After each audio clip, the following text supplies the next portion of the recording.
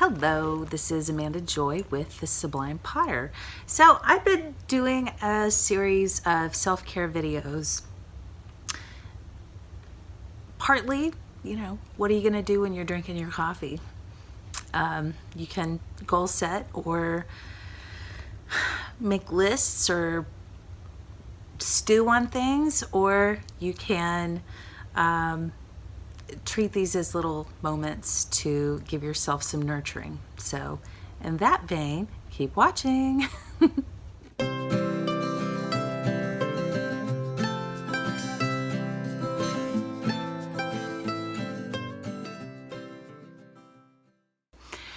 So I've been thinking a lot about the October Patreon giveaway winning video suggestion, which was Michelle, and she wanted to know, wanted me to make a video on how to connect with happiness even though nothing seems to be going your way.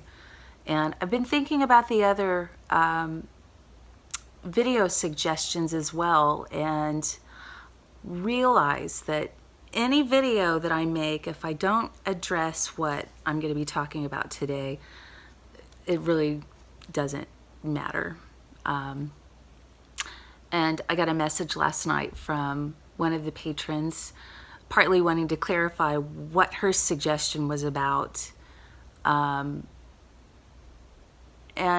I wrote her what I would do in that situation and thought I would make a video about it at some point, realized that that's pretty important, so we're going to talk about it today. In doing self-care, if you aren't meeting the most basic fundamental needs of what some people call your inner child, I call my innocence, if you are not meeting the needs of creating safety, being heard, or feeling love, it's like putting a band-aid on a wound that needs some legitimate tending to.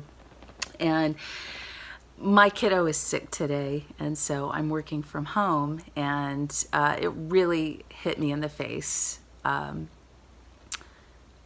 tried to get him set up with, his Play-Doh and some other toys and a movie to watch on Netflix, just to, give him some different things to work on while I am working. And he kept trying to get my attention, and I kept letting him know, I'm sorry, honey, I'm working. And it continued to escalate to the point where he was getting so frenetic that he injured himself. And so at that point, I stopped what I was doing and scooped him up. And he cried for a while, and I could tell a point came that he was just making the sounds, because he thought that as long as he was crying, I would be giving him attention. And we do that to ourselves a lot. We hear these real subtle little hints that we're needing to give attention to, but they're so subtle that we're just barreling through what we need to be doing or whatever it is that we're focusing on. And it's not until things get really dramatic that we have to stop and give it our attention.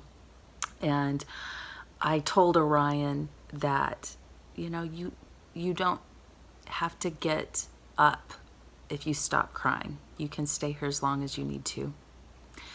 And so he stopped crying, and we cuddled for a minute, and then a couple of minutes later he was like, okay, bye, and felt better. And so in connecting with our innocence or inner child, it's important to give your undivided attention. So what I recommended in the message last night was, whatever you're doing, if you're feeling that little nagging something, just as soon as you're possibly able, take a 5-minute break and stop what you're doing and find a spot, get focused.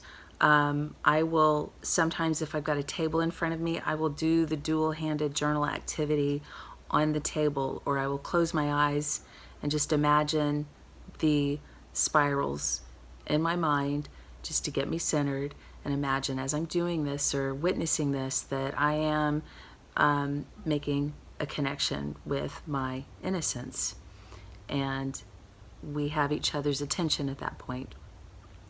And then I'll say something to the effect of, I'm so sorry, it's been so busy or overwhelming or stressful lately, and I haven't been giving you the attention that you need, but I am taking a break now to give you my undivided attention. So what is it that you would like to do right now? Or that's a pretty open-ended question. You can kind of hone it down a little bit and ask, what is it that I can do for you right now that would make you feel whatever it is that you think that that part of you is wanting to experience? It could be that they are just wanting a silly moment, or it could be that they're not feeling acknowledged, or they're not feeling the love from you, or they're not feeling safe. And so just wait for the answer. And it could be something really out there like, I want to go to Hawaii. Or it could be like, I just want you to talk to me. Or I want a cupcake. Or just wait for the answer. And if it is something that you can provide at that moment, then do it at that moment. And if it's not, you'll follow that up with, I'm so sorry, I cannot do that for you right now. If you can do it later, say, let's do this when I get X, Y, and Z done, and make it really specific that once these specific things get done, that will be attended to. And if it's something really out there, or if you can't get to it right now, you follow that up by asking, why is it that you are wanting this? What feeling are you hoping to feel through wanting this thing? And wait for the answer. And whatever the answer is, you then ask, and all of this will be down in the description, and then you ask, what can we do right now that would provide that feeling for you? And then wait for the answer. And it could be, I want to wrap up in that fuzzy blanket and pretend that I'm being hugged by a giant squishy granny.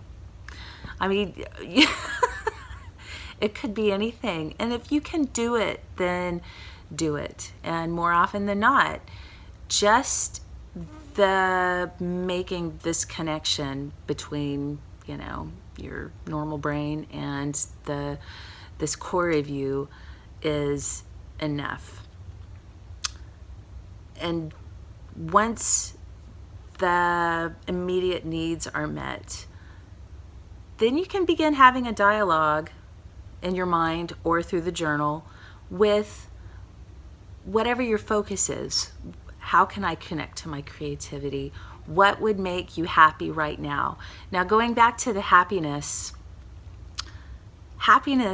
can be found in the little bitty moments, and sometimes it's just those little nuggets that you have to grasp onto and really seek out to add to the pile to make happiness more magnetic. Like I said, you can either journal with this, but at least initially, I would actually recommend you doing this in your mind and make that connection without having any other distractions. So I hope you find value in this, and I hope you have a great day.